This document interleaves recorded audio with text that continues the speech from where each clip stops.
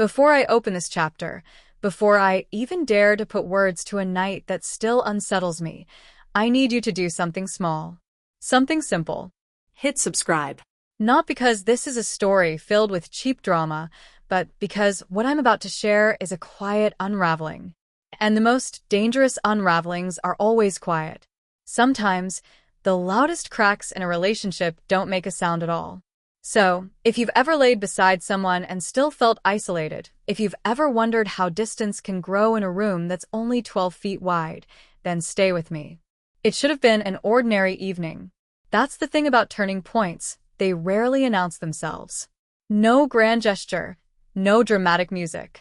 Just the familiar rhythm of a house settling into the night. Our house had developed a rhythm over the years. Not the lively, spontaneous rhythm of newlyweds, but a slower, heavier cadence. I stood in the doorway of our bedroom, leaning slightly against the frame. It had become a habit. This pause before entering. A small delay, as if part of me already knew what waited inside. My wife sat on the edge of the bed, her back curved forward. The glow of her phone illuminated her face in soft blue light. It softened her features, almost angelic. It reminded me painfully of candlelight. We used to light candles. Once upon a time, we believed in atmosphere. Now, silence had taken up residence between us. And silence, when it overstays its welcome, becomes a third presence. It breathes, it listens, it expands. I cleared my throat. "Hey," I said, careful to keep my voice balanced. "You coming to bed?" She didn't look up. Her thumbs kept moving across the screen. "Careful," she murmured. That word, careful. It wasn't harsh, but it had weight. It felt less like caution and more like distance. And then came the phrase that had become a ritual. "I'm too tired." 3 words. Small, manageable, impossible to argue with. What do you say to exhaustion? You nod. You swallow whatever sting rises in your chest. But over time, repetition transforms explanation into rejection. Morning did not bring clarity. It brought routine. Around 9, the doorbell rang. Jenna, my wife's best friend since college. She didn't just enter spaces, she animated them. Within minutes, something extraordinary happened. My wife laughed. Not politely, but fully. Head tilted back, eyes bright. It stopped me mid-sip of coffee. I hadn't heard that sound in months. Why was it so easy with her?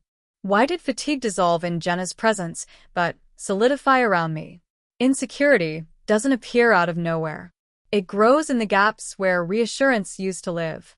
For a brief window of time, we were 3 people sharing warmth instead of 2 people guarding distance.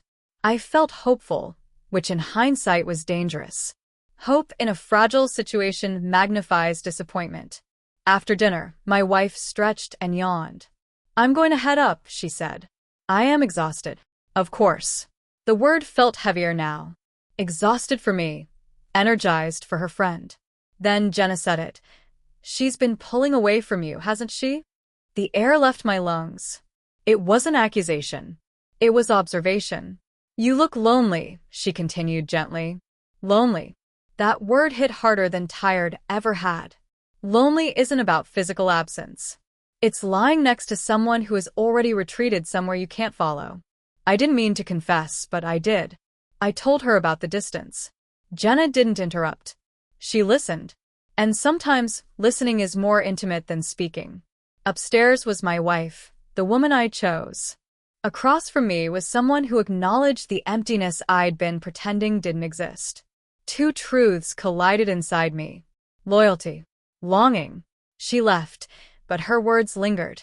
"You deserve more than what she's giving you." I didn't sleep that night. Not because of temptation, but because of clarity. What if silence had replaced effort? What if exhaustion had become an excuse? The next morning, instead of pretending everything was fine, I did something terrifying. I spoke honestly. "I feel alone," I told my wife. The words felt foreign in my mouth. She looked startled, defensive at first. But as I kept speaking, the tension shifted. Exhaustion wasn't about me, she admitted. It was about her work pressure, internal battles she hadn't shared. I didn't realize I was shutting you out, she said quietly. And for the first time in months, she looked directly at me. Really looked. We didn't fix everything that day. But something re-entered the room. Effort. Awareness. Temptation doesn't begin with attraction. It begins with neglect. It begins in the quiet spaces where needs go unspoken. Jenna didn't destroy my marriage. She revealed its fractures. And fractures can either widen or be mended. If you've stayed with me this long, then maybe this story touched something familiar. Don't wait for temptation to feel like validation. Speak before silence becomes permanent. Fight for connection before someone else notices its absence. And if this story resonated with you, subscribe. Because the quiet truths, they're the ones that change everything.